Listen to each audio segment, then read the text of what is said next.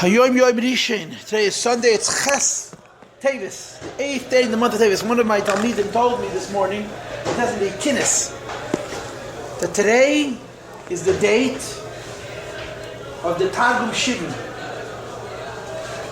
It says in the Slichis of Asara B'Tevis that we fast for 3 reasons. Asara B'Tevis, we fast for 3 reasons. What are the 3 reasons? We fast because of the translation of the Torah to Yevonis by Talmei HaMelech. We fast tomorrow as Tes Tevis. There's the Yartzeit, there's the Istalkus, there's the Ilul of Ezra HaSefer. And for Ezra HaSefer we fast, you know. For Gedalia ben Achikam we fast, for Ezra HaSefer we fast, nobody else. And then Asara B'Tevis, Yud Tevis, which is Tuesday, we fast because Samach Melech Bavel al Yerushalayim. It's a mutter. It's a siege. It's later siege to Yerushalayim. And the Nebuchadnezzar later siege to Yerushalayim. Yeah. So today has this on Rabbi Solokovsky, as I go on meeting, came over to me in the morning and says, what was so terrible about it? Had to fast? Because lapel, what came out of it? It wasn't so terrible. The Tanoim got together, the Bali Azugis, whatever they were called. The Matagim Shivim, they made changes, like the Gemara says. They all made exactly the same changes, and Usaribi got the Misholim. So I showed him a Sikha. I don't know if the Sikha answers this question completely, but it's a Chelik Chov Daled, it is. Dvorim. That the Gemara says that the translation of the language was Kiyayim Shinasa V'Helim. Not Kasiyas Ha'egel, like the making of the Egel, but Kiyayim Shinasa V'Helim. Like the day in which the Egel was made. Why? Because when the egel was made, it could have still been a good thing. Because the egel could have been used like a kruv. Like a kruv in the Kedesh HaKadosh.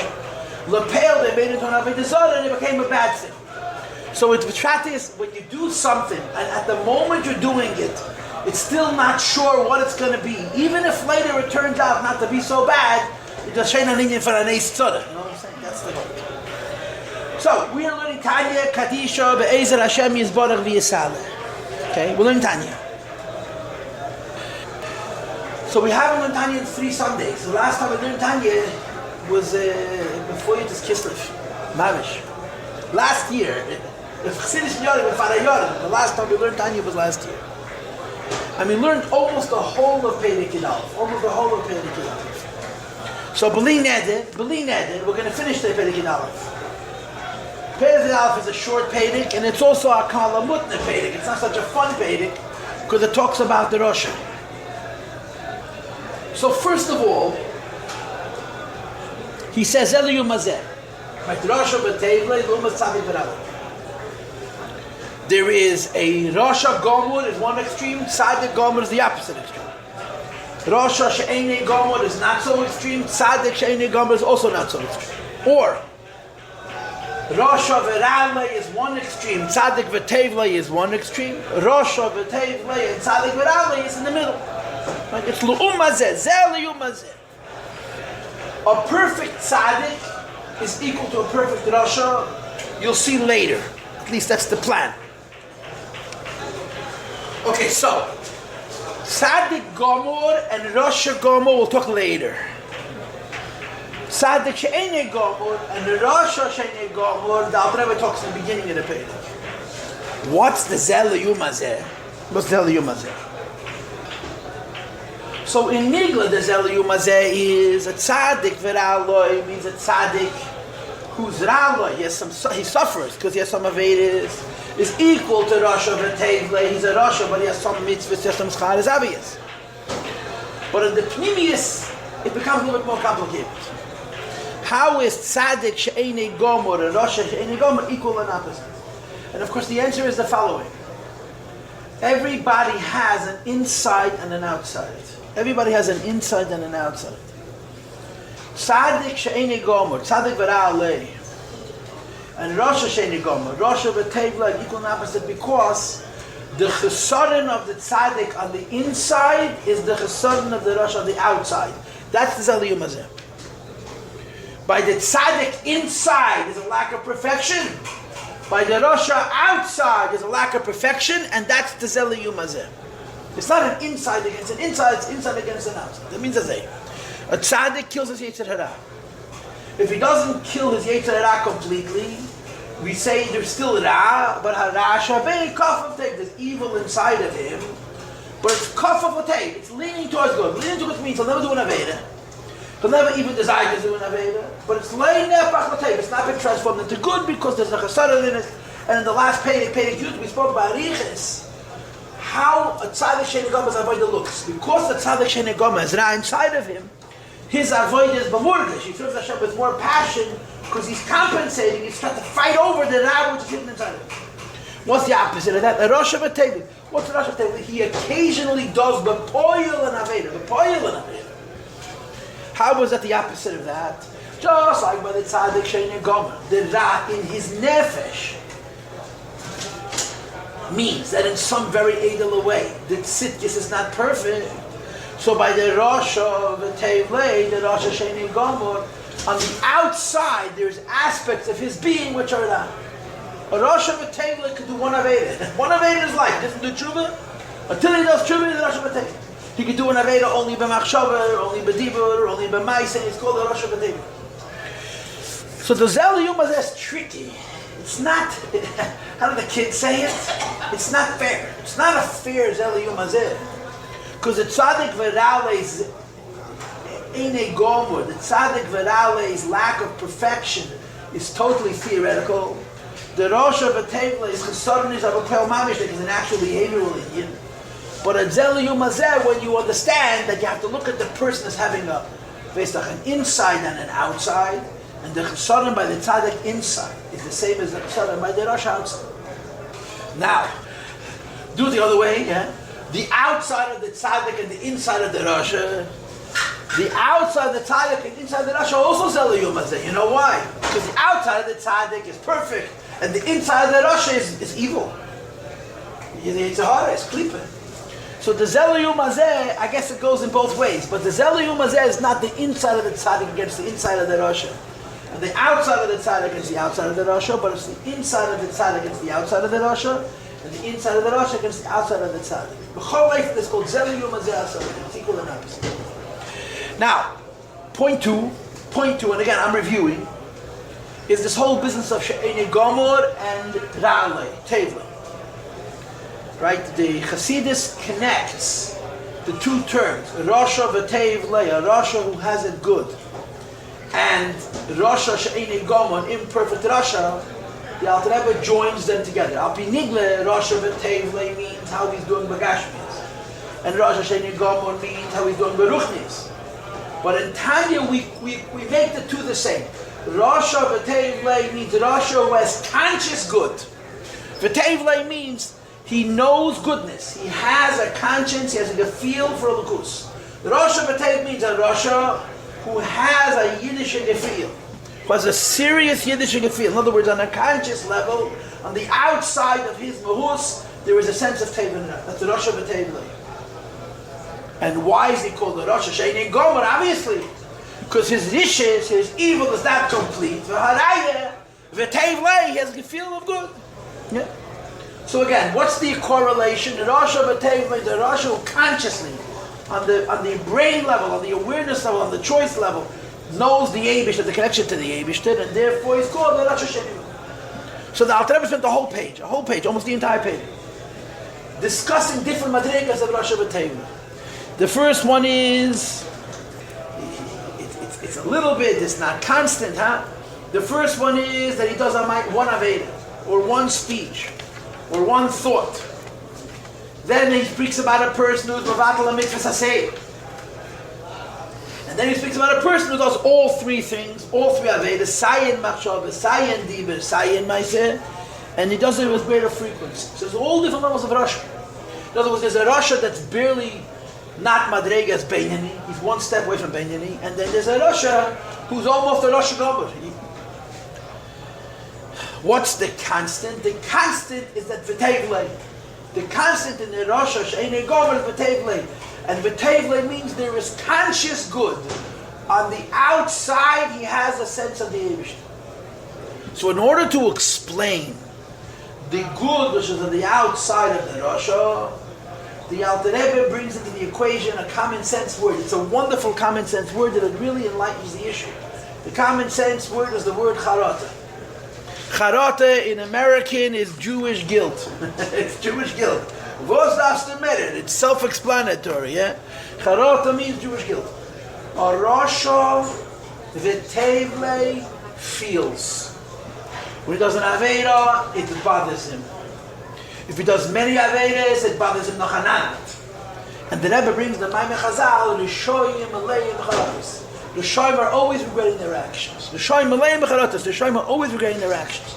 And you should know, B'dakas, every Charat is a tshuva. Every time a person does something wrong, and he feels bad about it, the Rebbe Maharash used to say, Akrechts van Hayid is tshuva law. The Chiddush was that the Rebbe Maharash said, Akrechts van Hayid is tshuva law, even if it's a Krechts Madav Agashmi, it's tshuva. Alachas kama v'kama, krechts van a Yidin, and Dava Ruchni, doch the hechste Sache, was kann sein? A Yid get a krechts, a Yid size, a Jew's size. It's tshuva. So the Shoyim Aleim Charatas, he's constantly regretting. Why? He has a Yiddish gefühl. He has a conscience, he has a gefühl.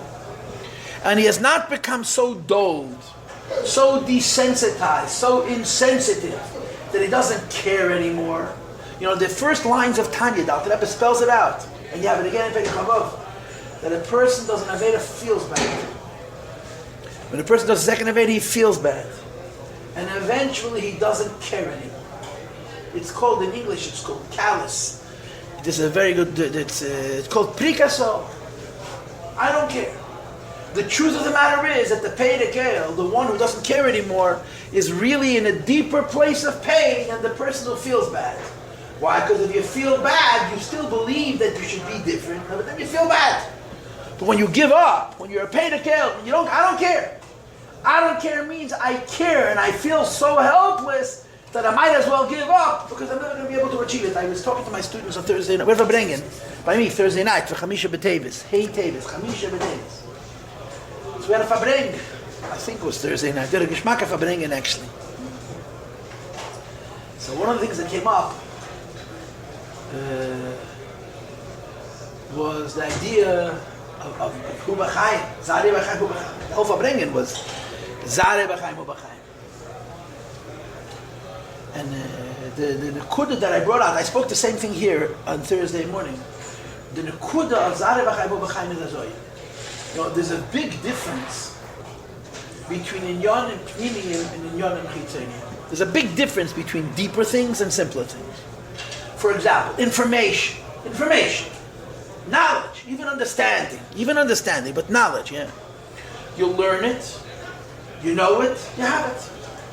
Finished. Every person here knows how to read Ivra, yeah? You don't have to learn it over and over again, you know how to do it. But you learned how to do it, you know it. A person studies an area of Chokhmah, a person studies a certain umnus, a person studies all kinds of different things. Once he learns it, he knows that he has it. It's over. What about a munah? It's not the pshat I became a maimin and I'm a maimin. Every day the munah is fresh. And every day you have to put yourself into a space of Havaya Mitzvah Love, Shivisi Adeshem, and Yisam, the Eibishter is real. Yesterday's munah doesn't help for today. Yeah? Nachadugma. Simcha. Huh? Yesterday's Simcha doesn't help for today. Simcha is not like a Blat Gemara. A Blat Gemara, you learned it, you know it, you memorized it. The Gemara brings them to the why are you supposed to stand up for a Talmud Chacham? Because the Talmud Chacham has something called Me'ach HaChochma, which is the place of Zikaron. And in Zikaron, the Blat Gemara is still there. So you're getting up for the Blat Gemara even though he's eating breakfast. But you can't say the same thing about Simcha. Yesterday, Simcha was good for yesterday. Today is a new day. In Yonim Pnimiyim is an alamo frisha, you understand? Anything which is real, every day has to be brand new. And that's what the Rebbe gives. That's what Chassidus is.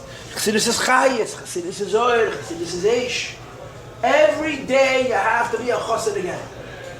And the Yetzer Hara comes along with his realism and with his Barash Chere and with his negativity and with his all these other Narishkeit. And Yevov Hashlachma mentioned in who knows where, he wants to drag a person down. It's harder. Yeah? And a person has to be stronger than the Yetzer Hara. How do you have koyach to be stronger than the Yetzer Hara? So let's save the time. We'll get straight to the point. From the Rebbe. From the Siyador, Hanasi Hu Akel, from the Rebbe, from the Nasi Hador, from Yaakov Loimeis, from Hu Bachai. The whole Matthias of Rebbe is Lebedekait. The whole Matthias of Rebbe is that he's the enemy of Elam Hazeh. He's the enemy of sadness. He's the enemy of doubt. He's the enemy of cynicism. He's the enemy of sadness. He's the enemy of negativity. He's the enemy of all of the values that define Elam Hazeh by itself. And the Rebbe gives into each person who has a connection to him a munah of a yira, chayes, lebedekait. But every day it has to be new. Yesterday's chayes is not good for today, and it's possible that a person should give up. Give up. Yeah, remember the story Lamites, Tu B'Shvat. The Rebbe told very, very emotionally the Moshe from the Mezisha Magid about the child who's looking for his father. And he doesn't realize that every day that he's looking for his father, he's going further and further away from his father because he's going in the wrong direction. And the Rebbe said, Zuntig gesucht, Montig gesucht, Dienstig. The Rebbe cried. The Rebbe had a very hard time getting the words out. And the Rebbe said, and then at one point he stops looking for his father. And then hebt sich erstandig aus. And then the Rebbe spoke. What? He argued with Atzma Saint Sof. What does the Eibishter want? The Rebbe said this. The Eibishter does not expect of Yidden only what they have keach for. Or mer ken keach haben nicht. You can listen to the tape. The Eibishter does not expect of a person more than he has keach for. And we don't know about keach. Keach to be bigger than the Nisyanis. In other words, to live above the Nisyanis. The chayes, the simcha, the emunah. Yeah. So we've learned about this idea that a Rebbe makes us into a chassid. But a chassid has to be a chassid. Has to be a keli for this inyan. This is the whole of Chassidus is the munah and its chayes and its hecher von Welt in one way or another. That's the idea, yeah?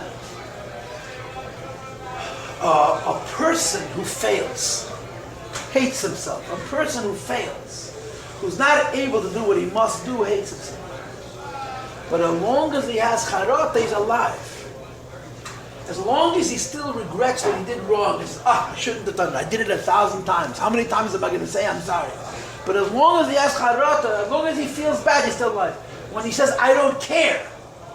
I don't care. And not the pshat, he says, I don't care because I don't care. I don't care because I can't afford to care anymore. That is giving up. That's the spirit. That's yish. You know, the Chassidim from Zog Namo, yish shalei midas. The whole idea of yish, the idea of just giving up, is shalei midas. It's on das. A person with das would never be misyayish. Yish shalei midas. So this is what the Alter Rebbe presented in the Shir of last time. That a tzaddik v'teiv, a rosha v'teiv is meleim charotas. Depending on how frequently he does an avera, but he regrets it. He feels bad that he did the wrong thing. He feels bad. He feels bad. He feels bad. He feels bad that he did the wrong thing. That's a sign of life. The more frequently he does averas Rahman al-Islam, the more difficult that charata becomes. The less averas he does, the more acute the charata is. But as long as there's a charata, as long as he feels bad, he's still a living person. Okay, now let's finish the page. It's page Tezayin Amud Aleph, yeah? That means page 31. And it's mamish 5 lines from the bottom of the page. It's mamish the end of the page. It's the end of page Yud Aleph. Page Tezayin Amud Aleph, page 31, 5 lines. Achawev. Mi she'eini mischaret leil. There's a person who has no regrets ever. Ve'ein boyim lo yeruri tshuva klal. He has no thoughts of tshuva whatsoever. Nikra rosha v'ralei. That person is called a rosha v'ralei. A rosha to whom it is evil. Shahara shebenafshe. The evil in his nefesh. Hu levade nishe bekirbe. It's the only thing that remains within him. Ki govar kol kach alatei. The evil has predominated, has overtaken the good so much. Achin nistalik mikirbe. It has departed from that person completely. Period. Stop right here. Now remember, Zelu mazeh asolakim. So Rosha v'rale is l'umas tzadik v'tevle. Rosha v'rale is l'umas tzadik v'tevle. What's a tzadik v'tevle? Tzadik v'tevle is zera nepach v'tevle. A tzadik v'tevle has 2 yetzatev. The yetzatev and the transformed yetzerara. He's a lukus through and through. And the symptom of a tzaddik v'tevla is being a lakus through and through is what? That is avoidance bli morgish. A tzaddik gomer doesn't make any noise. You know why? Because there's nothing wrong with his engine. A tzaddik sheini gomer makes a lot of noise because there's a little drop of ra inside of him which creates a creaking, friction within his muhus. So there's a tumult, a rash, a murgish. A tzaddik gomer, a tzaddik v'tevla is shashtil, completely shashtil. Why? Because there's no evil whatsoever, totally transformed. The opposite of that is a rosh v'ralei. A rosh v'ralei means that there's no good left. The symptom of no good left is that there's no charata, there's no regret, he never feels bad, he just lives. Gleich guilty, kalt, apathetic, he has no feel for the kusuf. Now you have to understand, the person who was a Jewish, who was raised without any Yiddishkeit, without any chinuch, without any community, without any support, that's not a Rasha. That's a tinik shedish b'leveinu u'misneva. A Rasha is a Yid who got a chish. The Rebbe, the Frierdiker used to say, the Frierdiker said, it's a sipur mufursim. You don't become an applicators by playing cards and popping sunflower seeds. By playing cards and popping sunflower seeds, you become a bud, a nobody homnik. To be a applicators as I show, no, Peter. You have to know what it is, you have to learn it. You have to go away from it b'kavona. That's a case. A Rosh v'ralei is a Yid who knows what Yiddishkeit is and has no heritage at all. No gefühl whatsoever. This is the category of Rosh v'ralei. So this is the Zeliyum Hazeh. Just like a tzaddik gomer on the inside. It's perfect. There's no evil. But a tzaddik gomer is perfect on the inside and Allah has come of a kama is perfect on the outside, right? That his inside is totally perfect, his evil has been confronted good, and on the outside he's perfect in his behavior. So the Rosh v'ralei is the same thing. On the inside, he's only Ra. And on the outside, he's also only Ra, because he only does Avedis, and he has no heritage of Charata whatsoever. This is the Zeliyum Hazeh. Zeliyum Hazeh. Okay, now, not comfortable. That wasn't an easy thing to discuss. It's not pleasant to talk about the Rosh B'chalal.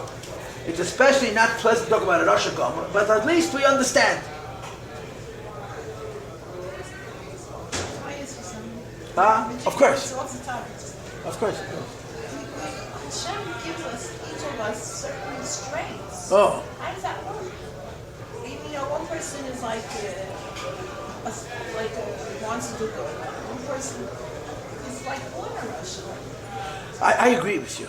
And I think that Tanya also agrees with you. In chapter 29, chapter 30, Alter Rebbe describes a person with a supercharged Yetzer Hara. Alter Rebbe in Perek Lamed describes what we call, it's not fair. It's not fair. It's not fair. So there's 2 points. The first point is, by the Ba'Bechira we're all. It's no question that there are some Yidden who were created with Moiden de Keshvere and Nisyonis. And other people are created, but Teva, it's easier for them. So the first point is that there's a takanim from Bechira. We have, in spite of that, we all have free will. And the second point is that Hashem doesn't have the same expectation from everybody. You know, how the Eibishter looks at people is very different than we see. We judge people by ourselves. What's a from Yid? Me. So if you're as good as me or better, you're a tzaddik. Otherwise, you're no good. Yeah, it's good.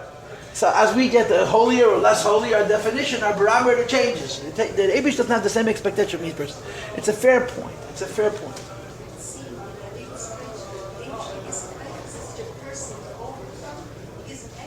Right. Because he's a clever man and he's wherever he is. Hashem gives him extra credits. That's what the King said. You're right. You're right. You have a harder time, but you should know that Hashem gives you a, you gotta tap into it. That's okay. And I respect such a person even more than a person who is naturally pretty good. Right. Correct. So now wait, but you see, I didn't finish the payday. I left over a line and a half. You noticed that, right? I didn't finish. I left over the last line and a half. So before I read that line and a half, I want to say again, the way we're learning the Tanya is that there's a Zeliyum Hazeh. The beginning of the Perek was a not perfect Rasha is the equal and opposite of a not perfect tzaddik. The last couple of lines was a perfect Rasha, a complete Rasha, a total Rasha is the equal and opposite of a complete and a perfect and a total tzaddik, correct? Not so simple. Nicht azay pashut. Says the Rebbe ve'emid bebechinas makif alov milmayla. Even though we said the meaning of Rasha, Gomer, Rasha v'ra'aleh. First of all, Einim is charet leilim. He has no regret, there's no Jewish guilt. And second of all, there is no toiv b'his gas. He doesn't experience consciously good ever. He has no sense of goodness, just a sense of evil. Which what makes the Rasha v'ra'aleh, the Zeli Uma, the Tzadik v'teivlei. But it's not entirely true. Why not?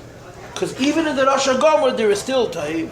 But it's aimed b'bechinas makif Allah mu'mayla. It's hidden, it's indirect from that person.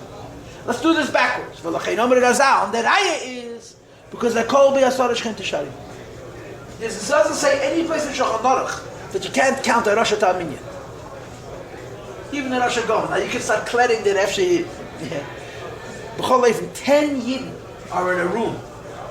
It says in Tanya against the Kedesh Chav Gimel, the 23rd letter in Tanya, that Shamaiti me Rabbi said, or the Rebbe said, I heard from my Rebbe's that there will be 10 Yidden in a room, even if they're not learning and not davening the Eisei B'Zvarim B'Teilim, a Malach will be overwhelmed me'emav v'fachad from the presence of the Shechina which is there with 10 Yidden. So the Rebbe connects that Igeres HaKedesh with this line.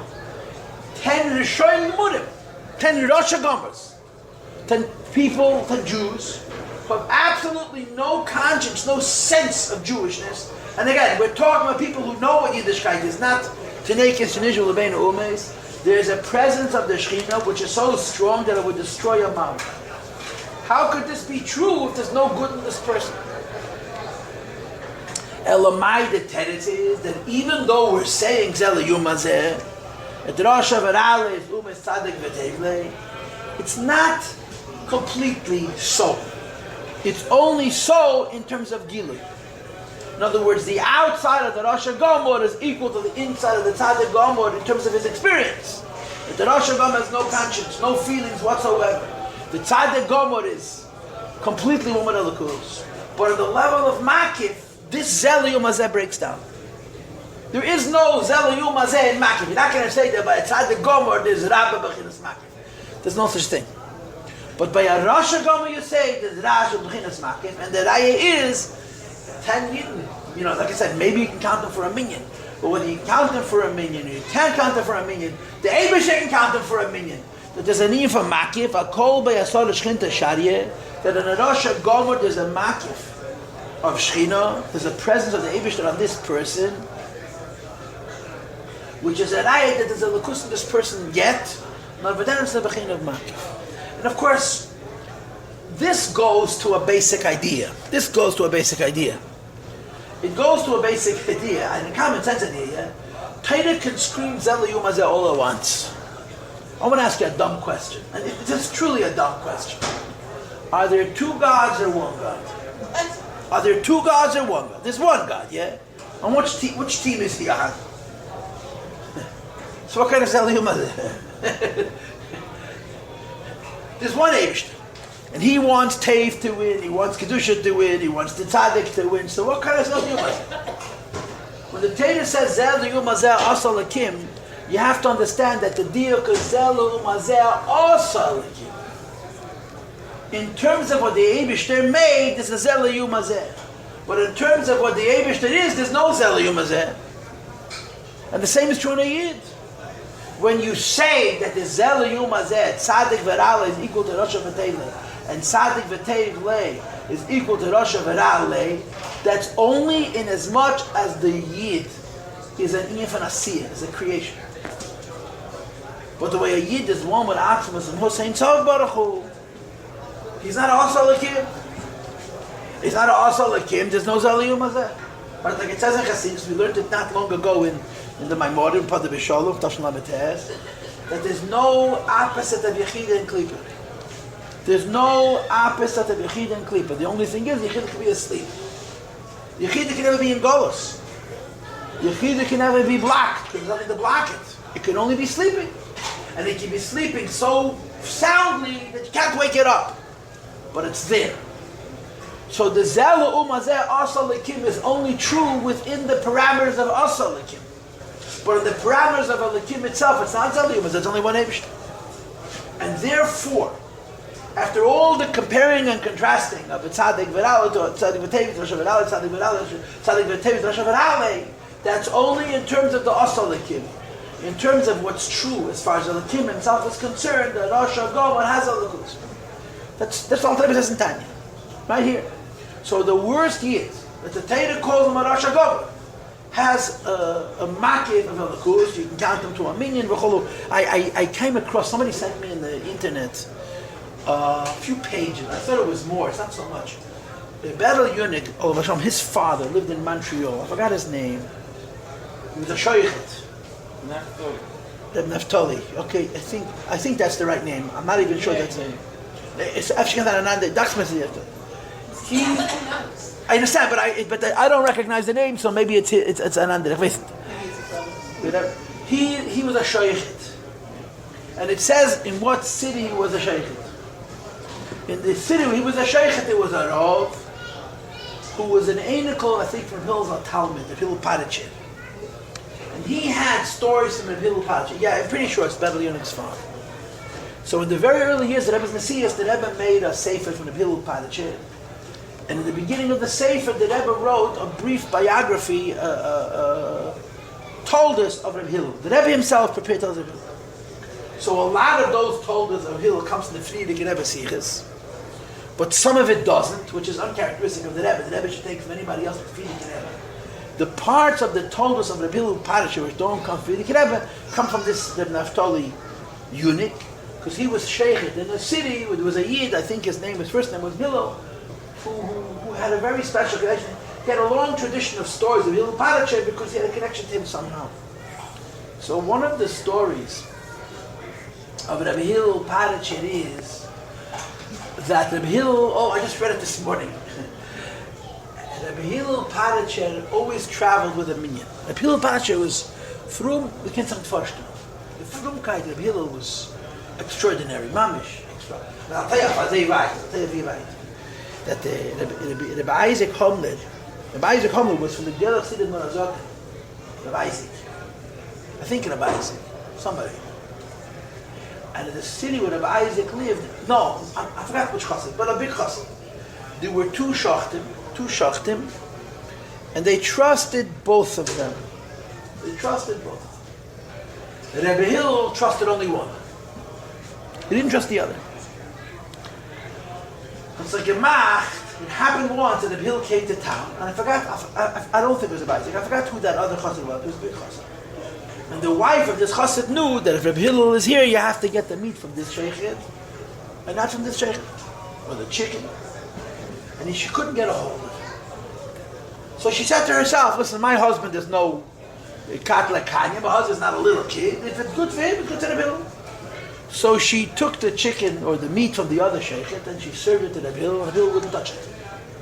She didn't tell him, and Rabbi Hillel knew that they said just about each of the Masmid, who lived just one generation ago. Each of the Masmid was born Yadua from a bracha of Rabbi Hillel. So he had similarities to Rabbi Hillel. Hillel's frumkeit was al derech hapela. So they asked Rabbi Hillel, what's wrong with the other sheikhets? He says, no, the shechit is kosher. In other words, he says, it is a menuda l'shamayim. The Hillel Parashah says, he is menuda, he's in a chedim in heaven, and I can't eat his meat. Why is he menuda l'shamayim? Because the Gemara says that if you hear somebody being mevazna talmud chochem, and you're not meicha, you're menuda l'shamayim. If you hear somebody else to face, embarrass the talmud chochem, and you don't object, you didn't say anything, you just heard. And you're not meicha, you don't object, you're menuda l'shamayim. That Yid once heard somebody be mevazna talmud chochem, and he wasn't meicha, so he didn't want to eat his meat. And this is all Ruach HaKodesh stuff. Nobody told him, you just knew it, Rabbi Hillel. So the story was that Rabbi Hillel always traveled with a minyan, and once he had only 9 people. And he was in an achsania, he needs to have a maidiv. So he said to the host, is there not in this region a Yid, a Meshumit? A Meshumit. Meshumit means it's a Agishmat, he became a Christian. He says, yeah, the potitz is a yid. The potitz. The potitz. You know what you said, the word potitz, yeah. Is a yid. Now, it's Hagishma. So Rabbi Hillel sent a shliach to this potitz and says, would you please come be mashlam minyan? So the potitz says to him for 25 ruble. And 25 ruble was a lot of money. It was like $1,000. It was a sachkel. To pay someone 25 ruble for a maidiv, you had to be a meshuggah. So Bill said, fine, come and I'll pay 25 ruble. The seder was, and I'm not going to go into the shas and halacha, that Bill did not daven in the same room with him. He davened in an adjacent room. So with the Yidden gedavened, the door was obviously open, the Bill davened the Zunde. And you understand yourself that Bill's maidiv took much longer than everybody else's. The Bill parachet. So this guy, this potitz came, and he's thinking to himself, it wasn't like the potitz needed the 25 ruble. If the potitz was a rich man, but if a person is prepared to pay 25 ruble for a maidiv, I can be mashlam his minyan. I'm not such a big guy, you know. And he came, and he was waiting to collect 25 ruble. The minyan already finished, the Hillel was still davening. By the time the Hillel was done davening, not only was this person not asking for his 25 ruble, he had a moedendike seder to his children. And he said to Rabbi Hillel, how can I return? So Rabbi Hillel says, you can return if you go right away, run away right away.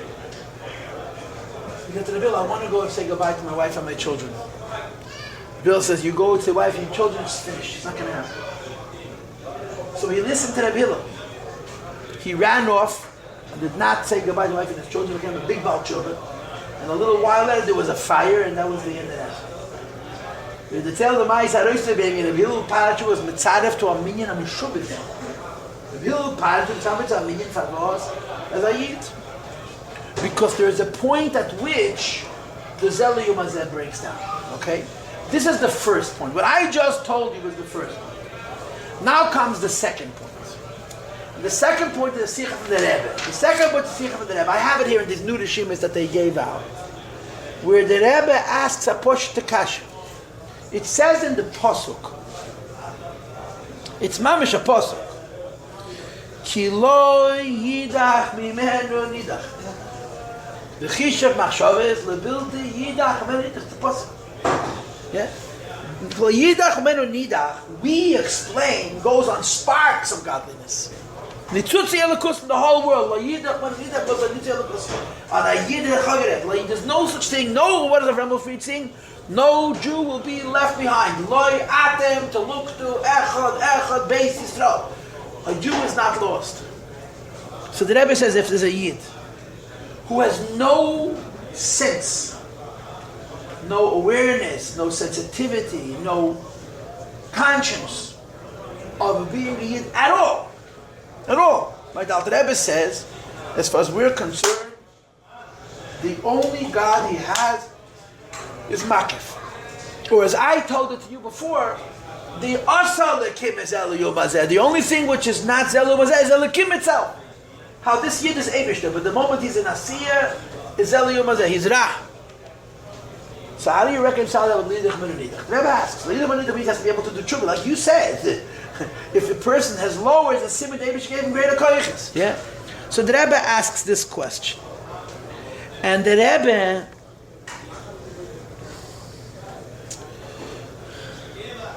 answers the question. The answer that the Rebbe gives is as follows: it doesn't give us a tshuva, bariches, perik dalet, that a yid is divided up into four madregas: Yud K, Vav K, Yud is Chochma K, Yud is Bina, and so forth. And then there's something called Koitzei Shalom, the crown which is above the Yid. The Rebbe mentions over there also. And you get a Satshub. The Rebbe says, when you say a person's a Rosh Hashanah, there's no good in him whatsoever, and he has no conscious feelings of Charata, that means he's not connected to the Lukus of his Neshama. Not on the level of the Hay, and not on the level of the Vav, and not on the level of the first Hay, and not on the level of the Yud. But the Koitzei Shalom, the crown of the Yud, is still there. If the crown of the Yud is still there, how is he a Rosh Hashanah? How is he such a perfect Rosh that you say that he has no Charata? So the Rebbe says, Ein Beit Tzir. The Koitz does no tzir, has